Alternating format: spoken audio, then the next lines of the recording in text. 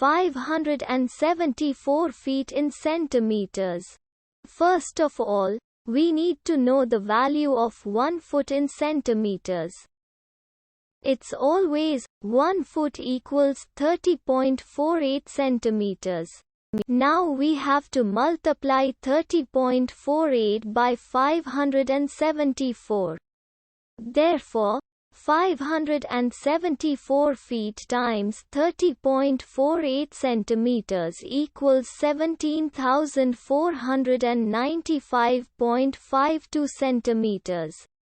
So, in other words, 574 feet equals 17,495.52 centimeters.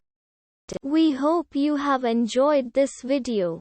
Please like and subscribe to our channel for more videos like this.